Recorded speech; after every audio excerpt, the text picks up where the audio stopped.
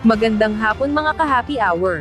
Narito ang mga balita para sa MBC TV Network News Update, 3 PM edition. Dating COMELEC Chairman Andres Bautista, tatlong iba pa, ipinagharap ng kasong kriminal sa US.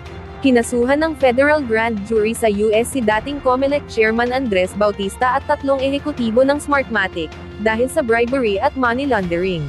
Batay sa indictment, isang Roger Martinez, General Manager ng Smartmatic, at George Vasquez, Vice President ng $1 million kay Bautista. Nagmula umano ang pera sa isang slush fund na nakuha dahil sa ginawang over-invoicing sa halaga ng bawat vote counting machine, na ginamit noong 2016 elections. Kinasuhan ng tig-isang count ng conspiracy to violate the Foreign Corrupt Practices sina Martinez at Vasquez, conspiracy to commit money laundering at 3 bilang ng international laundering of monetary instruments, kabilang ang isang Eli Moreno. Maaaring maharap ang 4 sa 20 taon na pagkakakulong sa bawat bilang nito.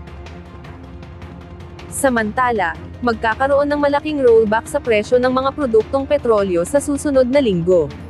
Sa anunsyo ng Department of Energy, posibleng maglaro ang rollback sa mga sumusunod na presyo.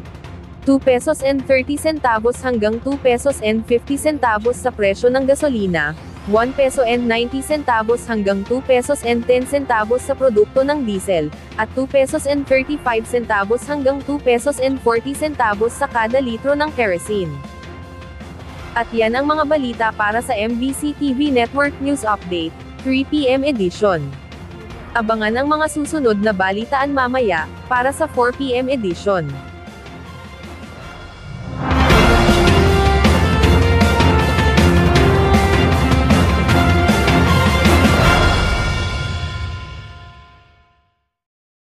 Mga ka-happy hour, kung gusto mong manood ang mga balita sa MBC TV Network News Update, mag-subscribe sa aming YouTube channel, i-like ang aming Facebook page, at i-follow sa aming TikTok account.